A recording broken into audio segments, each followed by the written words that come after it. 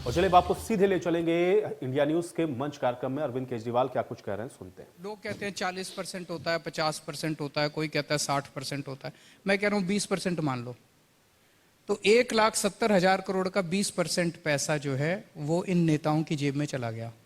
कितना? 34,000 करोड़। 34,000 करोड़। इसके अलावा रेते की माइनिंग है, वो तो चन्नी साहब के अपने हल्के में ही हो रही है। ये राघव रेड मार के आया था उनके यहाँ। उनके अपने हल्के के अंदर रेते की माइनिंग हो रही है और वो उस पर एक्शन लेने को तैयार नहीं है। इन्होंने रेड मारा, सारे देश की मीडिया ने उसको दिखाया, उसके बावजूद भी आज भी वो रेते की माइनिंग चल रही है। आप सोच सकते हो कि कितना मोटा पैसा वहां से जा रहा होगा। तो अगर मुख्यमंत्री से लेकर नीचे तक सारे रेते की माइनिंग कर रहे हैं, हमारे एस्टिमेट के हिसाब से 20,000 करोड़ रुपया रेते की माइनिंग की चोरी रोक के कमाया जा सकता है। तो 54,000 करोड़ का हिसाब दे दिया।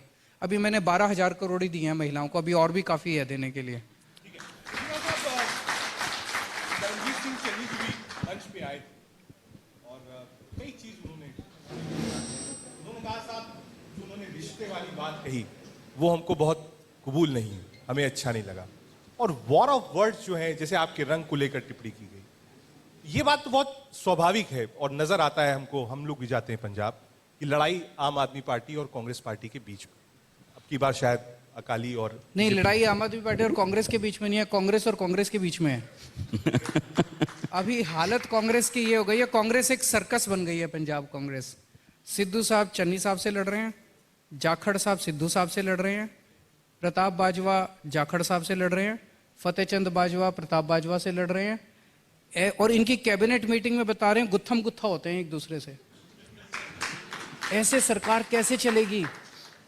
ऐसे लोगों को कैसे कोई वोट दे सकता है? कैसे अपना भविष्य 5 साल दे सकता है कोई?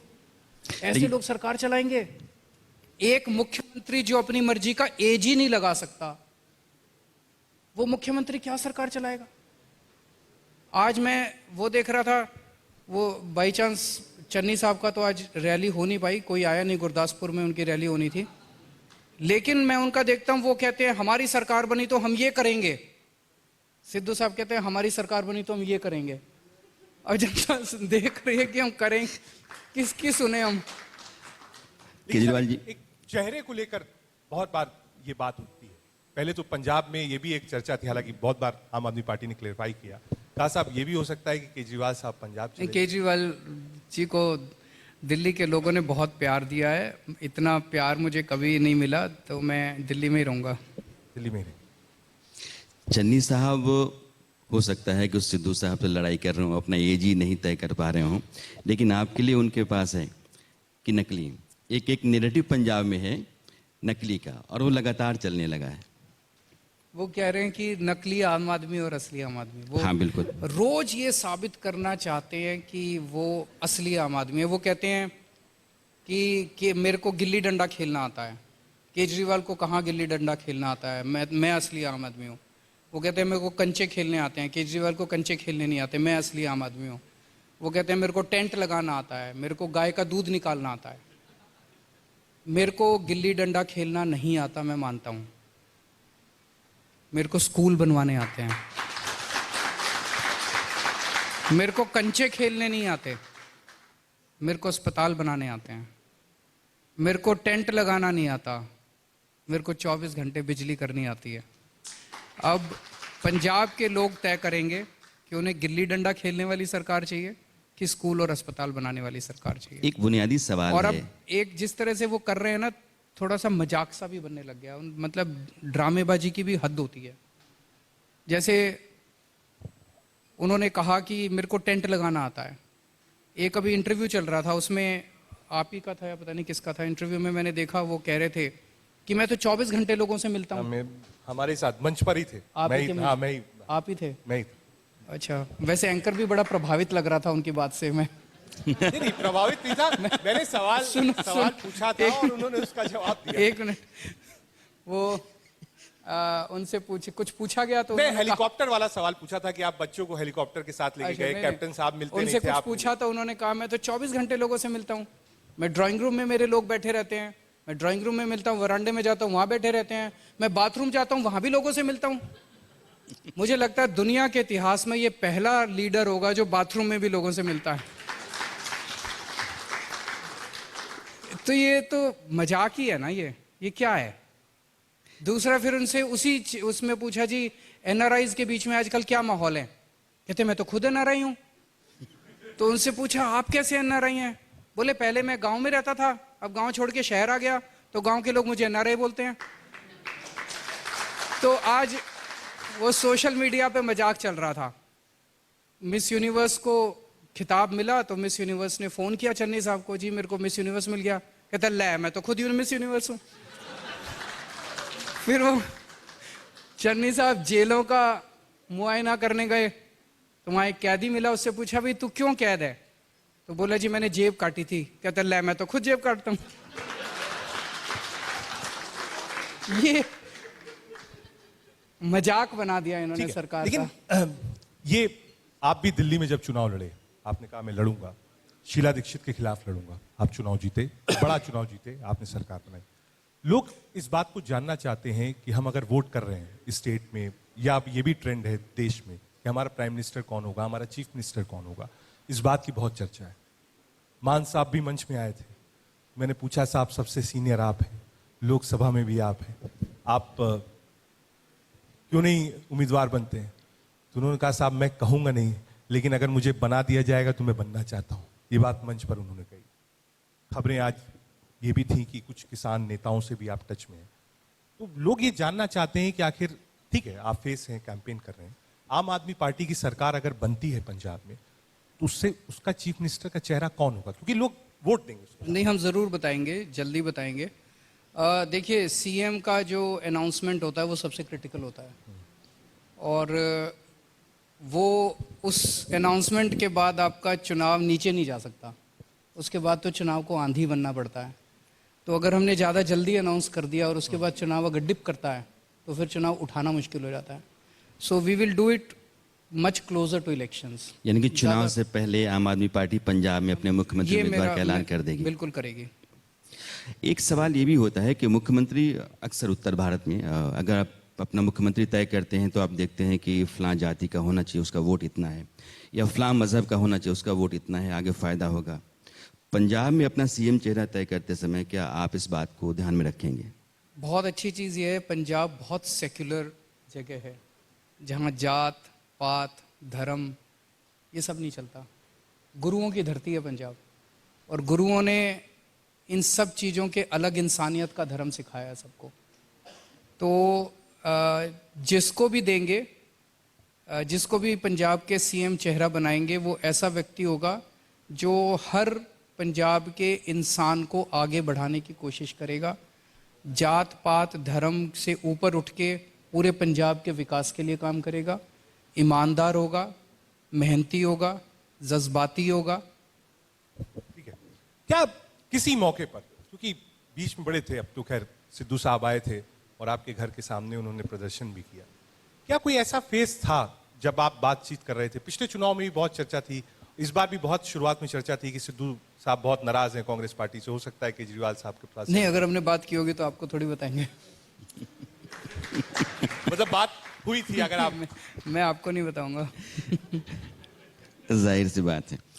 एक सवाल आता है आपके लिए कि आप दिल्ली के मुख्यमंत्री हैं, दिल्ली पूरा राज्य नहीं है और समूचे सूबे को चलाने का एक अलग अनुभव होता है। दिल्ली जैसे सूबे से पंजाब में आना, पंजाब को चलाना, ये कुछ दूसरे तरह खेल है, टेढ़ी खीर है। अरविंद केजरीवाल इसके लिए नहीं, अनुभव नहीं उनके पास। ये सवाल आपके विरोधी करते हैं। मेरे पास भ्रष्टाचार करने का अनुभव नहीं है, मेरे को रिश्वत लेनी नहीं आती,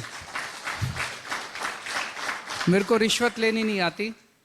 बाकी स्कूल यहाँ भी खराब थे, यहाँ ठीक किए, स्कूल वहाँ भी खराब है, वहाँ भी ठीक कर देंगे। अस्पताल यहाँ भी खराब थे, यहाँ भी ठीक किए, वहाँ भी ठीक कर देंगे। कई सारे मुद्दे सेम है, कई नए मुद्दे हैं, वो वहाँ पे सीखेंगे, सबके साथ मिलके साथ काम करेंगे। ठीक है, केजरीवाल एक ही चीज है, नीयत साफ होनी चाहिए। एक ही क्वालिटी चाहिए नेता के अंदर, नीयत साफ होनी चाहिए। अगर अच्छी नीयत है तो उस सब्जेक्ट को जानने वाले तो बहुत हैं समाज के अंदर, उनके साथ मिलके समझ लो उस टॉपिक को। अब जब हमने दिल्ली में सरकार बने, हमें कौन सा बिजली चलानी आती थी, हमें कौन सा स्कूल चलाने आते थे, हमें कौन सा अस्पताल चला, हमने सीखा लोगों से, नीयत साफ थी। 24 घंटे यही था भाई कैसे ठीक करें। अब हमें कौन सा खेती आती है, हमें कौन सा इंडस्ट्री आती है? पंजाब भी जब चलाएंगे तो खेती करने वालों के साथ बैठेंगे, इंडस्ट्री चलाने वालों के साथ बैठेंगे। ठीक है, इसी साल विपक्ष को लेकर बहुत सारी उलझने हैं, कंफ्यूजन है। ममता दीदी ने एक बड़ा चुनाव पश्चिम बंगाल में जीता, अब वो लगातार ऑपोजिशन के लीडर्स को भी एक कर रही हैं, मुलाकात कर रही हैं। जो राजनीतिक विश्लेषक हैं वो ये बात मानते हैं कि अगर दिल्ली से बाहर, चाहे उत्तराखंड हो, गोवा हो, पंजाब हो, एक स्टेट आप और जीतते हैं तो विपक्ष में जो कद है वो आपका सबसे बड़ा हो सकता है। मेरा कद 5 फुट 4 इंच है, इतना ही रहेगा। चाहे हम कोई चुनाव जीते या ना जीते, मैं छोटा आदमी हूँ, छोटा सा आदमी हूँ। मेरा बस एक ही मकसद कि देश आगे बढ़ना चाहिए।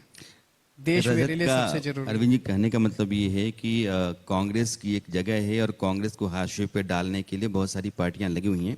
2024 के बाद देश की राजनीति में विपक्ष की मुख्य भूमिका में कोई पार्टी अपने आप को देखे तो कई दल है इसमें। अरविंद केजरीवाल की पार्टी में वो दमखम है, अरविंद केजरीवाल की लीडरशिप में वो बात है कि वो जगह ली जा सकती है। उसके कहने का आशय ये था। मुझे लगता है कि मेरा कोई मकसद नहीं है किसी पार्टी को हराने का, किसी पार्टी को जिताने का, किसी को तोड़ने का, किसी को जोड़ने का। ये सब हमें आता नहीं है और ना हमने किया और ना हमें करना। हमारा केवल और केवल एक ही मकसद है कि देश कैसे आगे बढ़े, देश को आगे बढ़ना चाहिए। आज देश के सामने ढेरों समस्याएं हैं, भ्रष्टाचार है, संप्रदायवाद है, शिक्षा है, गरीबी है, बहुत सारी समस्याएं हैं। और बड़ा दुख होता है कि 70-75 साल की आज़ादी के बाद भी आज देश इस मुकाम पे खड़ा है। मेरे को लगता है कि भारत के लोग बहुत अच्छे हैं, भारत के लोगों में बहुत स्किल है, भारत के लोगों में बहुत टैलेंट है। हमारे देश की राजनीति खराब है। तो जिसको भी मौका दे देश की जनता, उसे देश के बारे में सोचना चाहिए। ये जोड़ तोड़ की राजनीति हमको नहीं आती। ठीक है, आप हालांकि पंजाब पे कंसंट्रेट है, लेकिन संजय सिंह साहब लगातार उत्तर प्रदेश में, आप भी गए हैं, आगे भी दौरे होंगे। उत्तर प्रदेश के चुनाव को इस बार आप कैसे देखते हैं और आम आदमी पार्टी का उस चुनाव में रोल क्या रहेगा? हालांकि आप लोगों ने कहा हम चुनाव लड़ रहे हैं, लेकिन जो मुलाकातें हुई अखिलेश यादव से संजय जी की, वो भी उसके भी कई मायने निकाले गए। जैसे मैंने कहा कि दिल्ली के अंदर हमें एक मौका मिला, दिल्ली की जनता ने मौका दिया हमें। 5 साल के अंदर हमने काफी काम करके दिखाया। अब उसी को लेके हम जगह जगह जा रहे हैं। या तो उस राज्य की सरकारें काम करना अच्छा कर दें, हमारी जरूरत ही नहीं पड़ेगी, और या फिर हम जाके लोगों को बता रहे हैं भाई हो सकता है ये। जानबूझ के इन लोगों ने अपने को गरीब रखा हुआ है, जानबूझ के स्कूल खराब रख रखे हैं, जानबूझ के अस्पताल खराब रख रखे हैं। दिल्ली में करके आए हैं, 5 साल में कर दिया इन्होंने, 75 साल में भी नहीं किया। तो ये मैसेज हम सब जगह लेके जा रहे हैं। जहां जनता हमें मौका देगी वहां हम काम करेंगे। इस मैसेज के साथ आपकी ज़मीन कहीं सबसे मजबूत है तो पंजाब है, और बहुत सारी संभावनाओं के साथ इस बार आप हैं। पंजाब में एक समीकरण बदला है, वो ये है कि कैप्टन साहब कांग्रेस से अलग हुए हैं, वो बीजेपी के साथ हैं। कैप्टन एक कद्दावर नेता रहे कांग्रेस के, अब वो पार्टी से हटने के बाद, संगठन से हटने के बाद उनकी अपनी ज़मीन कितनी मजबूत आज की तारीख में है कहा नहीं जा सकता है। लेकिन कैप्टन और बीजेपी का जो अपना गठबंधन है उसको आप कैसे देखते हैं? उनके पास एजेंडा क्या है? वो क्या कह रहे हैं कि अगर उनको हमें वोट दो हम ये करेंगे, क्या करेंगे वो? ये तो आपको बेहतर पता होगा ना। हाँ, मुझे क्या पता, मेरे को भी नहीं पता। अगर आपको पता चले तो मुझे भी बता देना। ठीक है, प्रधानमंत्री ने घोषणा करी कि भाई जो तीनों कानून है उसको रिपील कर रहे हैं। तब तक पंजाब और पश्चिमी उत्तर प्रदेश में, पंजाब के परिवेश में बात करूंगा, ये एक बड़ा कैंपेन था। सिंगू बॉर्डर पर लोग बैठे हुए थे और यहाँ से ही गए हैं, यहीं से हम लोग भी जाते थे। तो यहाँ पे जो काम हो रहा है, आपके भी लोग वहाँ रहते थे, मिलते थे, बातचीत करते थे। क्या आपको लगता है ये एक मुद्दा था जो अब विपक्ष से छूट गया है और खत्म हो गया, या अभी भी मानते हैं आप कि जो किसान थे वो अपना मन बना चुके हैं, चाहे जिस पार्टी के लिए बनाया हो? मुझे नहीं लगता, मतलब उन्होंने तीनों कानून वापस लिए, ये कोई बीजेपी ने चैरिटी की है, ऐसा नहीं है। किसानों का संघर्ष इतना तगड़ा था और वो मतलब या तो जिए मरेंगे और या फिर लेके जीत के जाएंगे, इस वाले मोड में थे। इस वजह से बीजेपी की सेंट्रल गवर्नमेंट को उनके सामने झुकना पड़ा। तो ये कहना बिल्कुल गलत होगा कि बीजेपी ने कोई उनके ऊपर वो करके चैरिटी कर दी। इसीलिए मुझे नहीं लगता कि बीजेपी को इससे कोई कहीं भी फायदा होने वाला है। अगर बीजेपी 700 किसान शहीद हो गए, 700 किसानों की शहादत के बाद आज अगर बीजेपी 1-1.5 साल के बाद अगर इसको बिल्स वापस ले रही है तो क्या फायदा हुआ? तो अगर ये बीजेपी यही बिल 1 साल पहले जैसे किसान आए थे किसानों को बुलाती और बिल वापस ले लेती तो लोग सोचते हाँ बीजेपी ने एक तरह से जनता की आवाज सुनी। अब तो उन्होंने पूरी कोशिश की, वाटर कैनन चलाए, षड्यंत्र रचे, 700 किसान शहीद हो गए, अब जाके उन्होंने वापस लिया क्योंकि चुनाव आ गए। इसका मतलब आप मानते नहीं? मुझे नहीं लगता उनको कोई फायदा होगा। अरविंद जी, किसान आंदोलन का जिक्र चल रहा है क्योंकि आप स्टडीज बहुत अच्छे हैं और आपके फैसले जो होते हैं बहुत सोचे समझे होते हैं। अभी आपने कहा कि चुनाव के आने पहले मैं नाम का ऐलान करूंगा मुख्यमंत्री पद का। एक चर्चा बड़ी गर्म है कि बलबीर सिंह राजेवाल जो किसान संयुक्त मोर्चा के बड़ा चेहरा है, संगठन भी उनको बहुत अच्छे से आता है, वो आम आदमी पार्टी में आएंगे। सिद्धू जी का भी है जी, सिद्धू जी का भी नाम चल रहा है कि वो आम आदमी पार्टी में आएंगे। ये तो मैं नहीं कह रहा। बाजवा साहब का भी चल रहा है। सो अभी कई सारे नाम चल रहे हैं, समय आने दीजिए। अब यहाँ पे एक्सक्लूजन का प्रोसेस नहीं करते कि ये है क्या, फिर ये है क्या, फिर ये अच्छा ये है। अब राघव कह रहे थे, हालांकि उनसे ये जरूर कहा गया था कि आप संख्या बताइए कि 117 सीटें हैं तो उसमें से कुल कितनी सीटें आम आदमी पार्टी को आएंगे, तो उन्होंने 3/4 अरविंद केजरीवाल इस बारे में अपनी कोई राय, अपना अनुमान बताएंगे? जो पंजाब की जनता हमें मैंडेट देगी वो हमारे सर माथे पे। अरविंद जी, एक बड़ा सवाल वो क्लैरिटी के साथ मैं आपसे पूछना चाहता हूँ। पंजाब में आपकी टीम पूरी ताकत से लगी हुई है, वो गोवा, उत्तराखंड, उत्तर प्रदेश के मुकाबले ज़्यादा। गोवा में संभावना है पंजाब के बाद कहीं ज़्यादा मुझे दिख रही तो गोवा है। पंजाब आप पूरी ताकत से हैं, पंजाब को पूरा समझ रहे हैं। पिछली बार की गलतियों से भी आपने सबक लिया होगा, लाजमी है कि उस समय भी संभावनाएं बहुत थी लेकिन कहाँ चूक हो गई ये सब कुछ आपने देख लिया होगा। अभी आप हैं। एक सवाल कि क्या इस बार अरविंद केजरीवाल को लगता है कि पंजाब में उनकी सरकार तयशुदा तौर पे है अगर चीजें ऐसी रह जाएं तो? देखिए, पंजाब के लोग बदलाव चाह रहे हैं। पंजाब में इतनी ज़्यादा पोटेंशियल है, लोग इतने अच्छे हैं और उसके बावजूद पंजाब आज इस हालत में है। पंजाब का युवा जो है पंजाब छोड़ छोड़ के विदेशों में जा रहा है। ढेरों युवा जो हैं वो नशे में डूब चुके हैं। इंडस्ट्री छोड़ छोड़ के पंजाब की बाहर जा रही है। भ्रष्टाचार का बुरा हाल है। व्यापारियों को डराया धमकाया जाता है। बहुत बुरा हाल है पंजाब में। तो पंजाब बदलाव चाह रहा है। जैसा मैंने कहा कि उन्होंने 25 साल कांग्रेस को दिए, 19 साल बादलों को दिए। अब पंजाब को उम्मीद आम आदमी पार्टी से है।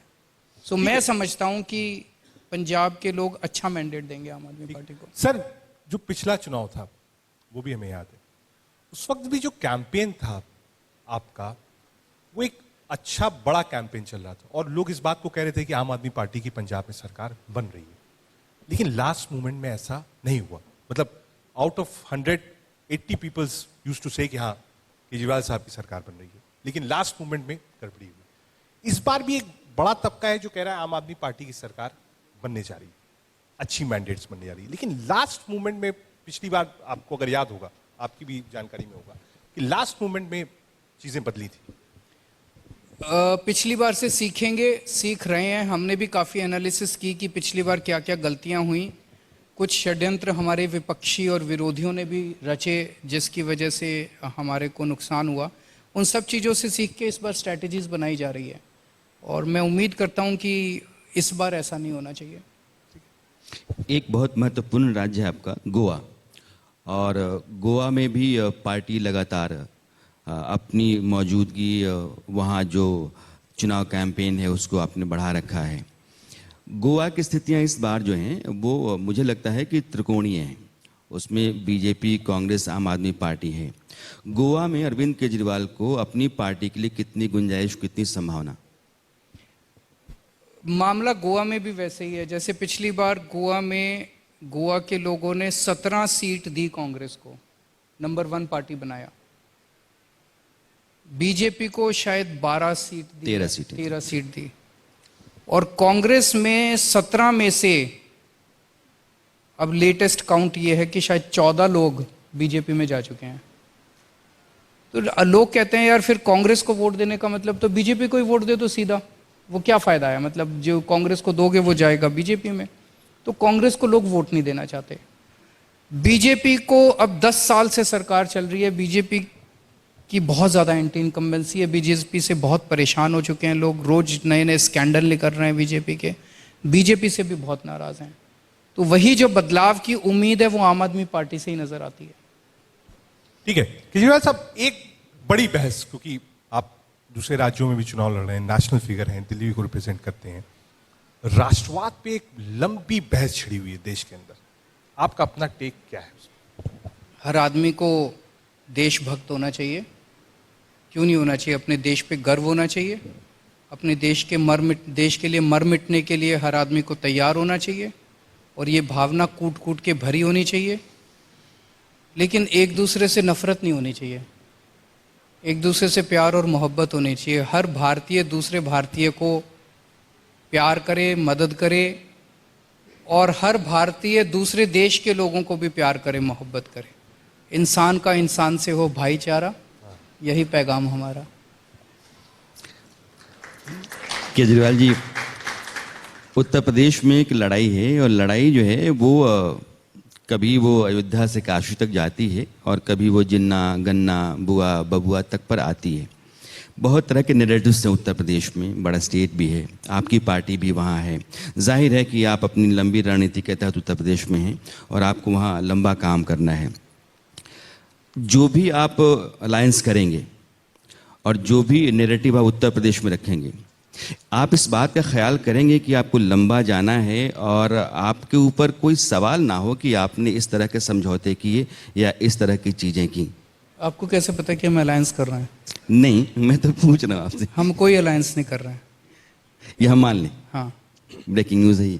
ठीक है सर, क्योंकि राणा सर ने बात करी काशी की, अयोध्या की, ये विजुअल्स हैं, आज कहीं राजनीति से दूर नहीं है, भले ही आदमी उस पर वोट ना मांगे, लेकिन ये पार्ट ऑफ रूटीन भी हो गया। जब बहुत ज्यादा अयोध्या हमने देखा चल रहा था, उसके बाद एक बिल्कुल रेप्लिका आपने भी दिल्ली में बनाया, आपने भी पूजा करी, तो एक क्या आप मानते हैं कि अब ये सारी चीज भी एक मैसेजिंग का पार्ट है पॉलिटिक्स में, और लोग देखना चाहते हैं, लोग अच्छा महसूस करते हैं कि हाँ भाई ठीक है, हमारे पॉलिटिशियंस जो हैं वो उस चीजों से जुड़ रहे हैं जिससे लोगों की आस्था है। अगर मैं हिंदू हूं और हिंदू होते हुए भगवान राम की पूजा करता हूं तो इसमें क्या आपत्ति हो सकती है? कोई आपत्ति नहीं। वही कर रहा हूं बस मैं अयोध्या गया, पता नहीं ऐसी क्या आफत आ गई, सारे गालियां देने लग गए मेरे को, ये कि अयोध्या क्यों जाता है, अयोध्या क्यों जाता है, अयोध्या क्यों जाता है। हमने दिवाली मना ली तो कहते हैं दिवाली क्यों मनाता है, दिवाली क्यों मनाता है, दिवाली क्यों मनाता है। तो मैंने गलती क्या करी? मैंने किसी को भी किसी दूसरे धर्म के बंदे के खिलाफ कुछ करने के लिए नहीं उकसाया, मैंने कोई नफरत का मैसेज नहीं दिया, मैंने सब लोगों को ये प्यार और मोहब्बत का ही मैसेज दिया। हम दिल्ली के बुजुर्गों को फ्री में तीर्थ यात्रा करवाते हैं अयोध्या की, बताओ क्या गलत करते हैं? इतनी गालियां देते हैं ये विपक्ष वाले कि केजरीवाल यात्रा क्यों कराता है, अयोध्या की यात्रा क्यों कराता है, अयोध्या क्यों जाता है, इसमें गलत क्या है? हम तो अच्छा सिखा रहे हैं। मेरी नज़र में कई लोग ये हिंदुत्व हिंदुत्व की वो करते हैं, मेरी नज़र के अंदर हिंदुत्व क्या है? हिंदुत्व है भगवान राम ने रामायण के अंदर अपनी जो वाणी कही, जो उनके वचन है, जो उन्होंने संदेश दिया, जो उनके जीवन से प्रेरणा है, वही हिंदुत्व है बस। इसके अलावा कुछ भी हिंदुत्व नहीं है।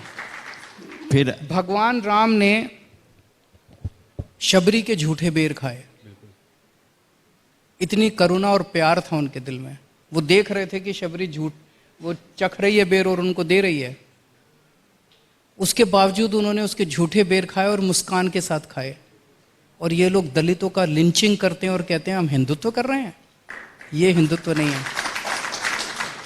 भगवान राम ने 14 साल का वनवास, शाम का टाइम है, सुबह भगवान राम सिंहासन पे बैठने वाले हैं और शाम के टाइम अचानक उनको बुलावा आता है, महाराज दशरथ आपको महल में बुला रहे हैं। कि कई उनको कहती है कि इन्होंने वादा किया था, अब आप 14 साल के लिए जाइए। भगवान राम के साथ अयोध्या की पूरी जनता थी, उनके साथ पूरी जनता थी। 1 मिनट में भगवान राम कहते मैं नहीं जाता, और अगले दिन उनको राज मिल जाता, राजा बन जाते। फिर राम राजा तो बन जाते, लेकिन राम भगवान नहीं बनते, राम नहीं होते। मर्यादा पुरुषोत्तम इतना बड़ी कुर्बानी उन्होंने दी, तो ये ऐसे भगवान राम हमारे अगर भगवान हैं तो हम किसी से नफरत कैसे कर सकते हैं, लिंचिंग कैसे कर सकते हैं? ये सब ठीक नहीं है, ये बहुत हिंदुत्व नहीं है, ये दिलचस्प- राजनीति है, गंदी राजनीति है जो ये लोग कर रहे हैं। अरविंद जी, बहुत दिलचस्प मोड़ पे आप आ गए हैं। आपको शबरी के जीवन में हिंदुत्व दिखता है, राम के वनवास में हिंदुत्व दिखता है, हिंदुत्व यही है। लेकिन राहुल गांधी के लिए हिंदू ठीक है, हिंदुत्व ठीक नहीं। मेरे को समझ नहीं आता, वो थोड़ा ज़्यादा पढ़ा लिखा है हमसे, तो वो जो बोलते हैं मेरे को समझ नहीं आता कि वो क्या बोल रहे हैं। मैंने वो 4-5 बार वीडियो देखने की कोशिश की, मुझे नहीं समझ आया कि वो। एक लंबी बहस पिछले जब से एसआईटी की रिपोर्ट आई है लखीमपुर की, जिसमें माना गया है कि हाँ भाई टेनी साहब के जो बेटे थे वो इन्वॉल्व थे। एक लंबी बहस है कि उनका इस्तीफा क्यों नहीं हो रहा। क्यों नहीं हुआ? बीजेपी से पूछो। वो कह रहे हैं मेरे कि से साहब मेरे हाथ में होता अभी शाम तक इस्तीफा ले लेता। इस्तीफा नहीं लेता, मैं कड़ी से कड़ी सजा उसके बेटे को दिलाता जिसने कुचल दिए हमारे किसान। और शाम तक उसका, बीजेपी की क्या मजबूरी है कि वो इस्तीफा नहीं ले रहे। आप होते तो 1 घंटे में इस्तीफा ले लेते। मैं होता तो छोड़ो, लेकिन बीजेपी की क्या मजबूरी है? बीजेपी से पूछना वो क्या कह रहे हैं। बीजेपी से पूछा आप लोगों ने? बिल्कुल पूछा। क्या कहते हैं वो? बीजेपी ने कहा कि साहब एसआईटी भी हमारी सरकार ने बनाई, सुप्रीम कोर्ट ने जांच कराई है, इसलिए हम वेट इस्तीफा कर रहे हैं। नहीं और ले एक तर्क और भी दिया कि पिता के ऊपर कोई आरोप नहीं, जो भी आरोप है वो पुत्र पर है, आप जोड़ के मत देखिए। पिता गृह मंत्री है, पुलिस गृह मंत्रालय के अंडर में आती है, पिता जांच होने देगा? ये तो शुक्रिया सुप्रीम कोर्ट का जिन्होंने यहाँ तक जांच पहुंचा दी, नहीं तो उन्होंने तो जांच का कबाड़ा करने में कोई कसर नहीं छोड़ी थी। इनकी क्या मजबूरी है? इनके पास 130 करोड़ लोगों के अंदर कोई दूसरा आदमी नहीं मिल रहा जो गृह मंत्री बन जाए। इसी के साथ क्यों कर रहे हैं? अरे छोड़ दो, थोड़े दिन के लिए हटा दो उसको, वो कोई और आ जाएगा। अरविंद जी, आप कहे तो ठीक रहे हैं, और ये वाजिब से सवाल है, वाजिब से बात भी है कि अगर आरोप है और आप गृह मंत्री हैं और गृह मंत्रालय के तहत पुलिस आती है तो लाजमी सी है बात है कि सरकार को, पार्टी को सोचना चाहिए। उत्तर प्रदेश में बहुत सारी चीज़ें हैं, लेकिन मैं आपको पंजाब में रखना चाहता हूँ। पंजाब इसलिए कि पंजाब में संभावना मैं आपके लिए बहुत देख रहा हूँ, और आपकी पार्टी के लिहाज से पंजाब बहुत उर्वर ज़मीन के साथ है। एक बात बार बार कही जाती है कि अरविंद केजरीवाल ने वहाँ guarantee guarantee guarantee guarantee guarantee दे दी है। आपने कितनी गारंटियाँ दे दी हैं? मैंने अभी एक तो गारंटी दी है कि हम बिजली, अगर हमारी सरकार बनी, दिल्ली की तरह बिजली बिल 0 करेंगे, 24 घंटे बिजली करेंगे और पुराने बिजली के बिल माफ़ करेंगे। ये पहली गारंटी है। दूसरी गारंटी है, पंजाब के अंदर हर गांव के अंदर एक क्लिनिक बनाएंगे, मोहल्ला क्लिनिक की तरह, और जो सरकारी अस्पताल है वो ठीक करेंगे और नए सरकारी अस्पताल खोलेंगे। और जैसे दिल्ली में हर नागरिक को हमने ये सुरक्षा कवच दिया हुआ है कि अगर कोई भी बीमार होता है तो एक क्रोसिन से लेके उसका चाहे बड़ी से बड़ी सर्जरी हो 70-80 लाख की भी, वो सब फ्री होती है दिल्ली के सरकारी अस्पताल, वो सब वहाँ पे भी फ्री करेंगे हर इलाज। ये दूसरी गारंटी है। तीसरी गारंटी है कि हर महिला को 1000 रुपए उसके अकाउंट में देंगे हर महीने, 18 साल से ऊपर की महिला को। चौथी गारंटी है कि स्कूल अच्छे करेंगे, शिक्षा अच्छी करेंगे। फिर अलग से हमने व्यापारियों को गारंटी दी है कि रेड राज खत्म करेंगे, ईमानदार सरकार लेके आएंगे ताकि लोग व्यापार अच्छे से कर सकें। इस तरह के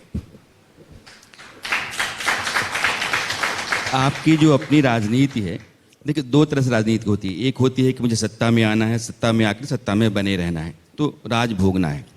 एक राजनीति होती है कि सत्ता में आना है, सत्ता को औजार के तौर पर इस्तेमाल करना है, बदलाव के लिए, समाज की बेहतरी के लिए। अरविंद केजरीवाल ने हिंदुस्तान की राजनीति में एक मॉड्यूल तैयार किया है। मैं अगर पूरे हिंदुस्तान में देखूं तो नवीन पटनायक, अरविंद केजरीवाल, 2 लोग ऐसे दिखते हैं जिनके पास विकास का अपना एक पैमाना है और उसका एक मॉड्यूल है। आने वाले समय में हिंदुस्तान चूँकि लगातार पढ़ने लिखने वाला समाज हो रहा है, नौजवान यहाँ के पढ़ रहे हैं, अवेयर हो रहे हैं, सूचना क्रांति आ गई, हर बात जो है तुरंत आ जाती है आप तक। तो अब आने वाले समय में समाज जिस तरीके से अवेयर होगा, एक नया समाज हिंदुस्तान का होगा जो पुरानी सोच और पुरानी जकड़बंदियों से बाहर आएगा। अरविंद केजरीवाल का जो मॉड्यूल है ये आगे उस समाज के लिए बहुत मुफीद सा है, क्योंकि हिंदुस्तान में उसको ऐसा मॉड्यूल दिखेगा नहीं। मैं मतलब विश्लेषण के आधार पर आपसे पूछ रहा हूँ। आज जो दिल्ली के मुख्यमंत्री अरविंद केजरीवाल हैं, ये मॉड्यूल जिस तरीके से हिंदुस्तान में एक उदाहरण के तौर पे है, और आने वाले समय में जो बदलाव मैं देख रहा हूँ सूचना क्रांति और नौजवान पीढ़ी के साथ साथ, ये वक्त हिंदुस्तान की कमान लेने और हिंदुस्तान की कमान थामने की तरफ का तो नहीं, मतलब तैयारी। नहीं, हम कोई नेपोलियन नहीं है कि बेहतरी है इसमें, कोई कौन सी बड़ी बात है। आप दिल्ली के मुख्यमंत्री हैं, आप हिंदुस्तान। मैंने जैसे कहा कि मेरे सामने हमेशा देश है। हमने अन्ना आंदोलन से एक तरह से शुरू किया। अन्ना आंदोलन के वक्त भी हमारे सामने था कि भ्रष्टाचार मुक्त भारत हमारा सपना है, भ्रष्टाचार नहीं होना चाहिए। भ्रष्टाचार नहीं होने के लिए हमने कहा था भाई एक जन लोकपाल बिल बना दो। उस टाइम कांग्रेस बिल बना देते तो हम पार्टी नहीं बनाते, हम अपने घर चले जाते, हम खुश थे। उन्होंने कहा नहीं, पार्टी बनाओ, चुनाव लड़ो और खुद अंदर आओ और खुद बना लो। मैंने कहा ठीक है। फिर आम आदमी ने अपना चुनाव लड़ा और तो उस टाइम भी हमारे सामने देश था। फिर आम आदमी पार्टी की सरकार बनी, 49 दिन की सरकार बनी। उस टाइम भी हमारे सामने जनता का भला और देश था। 49 दिन में हमने जो काम करे वो दिल्ली के लोगों ने देखे। कभी ऐसे काम नहीं हुए थे, ऐसा जबरदस्त माहौल था। उसको देख के जनता ने 67 सीट दे दी। और 5 साल फिर हमने ऐसे काम करे कि उसको देख के जनता ने दोबारा 62 सीट दे दी। तो जैसा मैंने कहा कि अगर आप देश के बारे में सोचोगे, जनता के बारे में सोचोगे, जनता आपको मैंडेट देगी। लेकिन अगर आप जोड़ तोड़ करके राजनीति करके सत्ता के बारे में सोचोगे, सत्ता कभी नहीं आएगी, कुर्सी आपसे भागेगी। आप जितना कुर्सी के पीछे भागोगे, कुर्सी आपको कभी नहीं मिलेगी। आप देश के बारे में सोचो, देश का भला करने के लिए फिर जो भी साधन की जरूरत है, ऊपर वाला आपको वो साधन जरूर देगा। ठीक है केजरीवाल साहब, क्योंकि लगातार आपके दौरे रहते हैं पंजाब में, हमने कई ऐसे देखा, चाहे वो बिजनेस कम्युनिटी हो, सबसे आप मुलाकात करते हैं, लोगों से मिलते हैं, यूथ से मिलते हैं। जो पिछला चुनाव था उसमें ड्रग्स बहुत बड़ा इशू था, जो पिछला चुनाव गया था। आप इतने लोगों से मिले, लोगों से आपकी बातचीत हुई होगी, यूथ से भी मिले, बिजनेस कम्युनिटी से मिले, सबसे मिले। 5 बड़ी चीजें जो दिल्ली में आपने बताया कि हम हॉस्पिटल पे काम करेंगे, मोहल्ला क्लिनिक पे काम करेंगे, एजुकेशन सेक्टर पे काम करेंगे।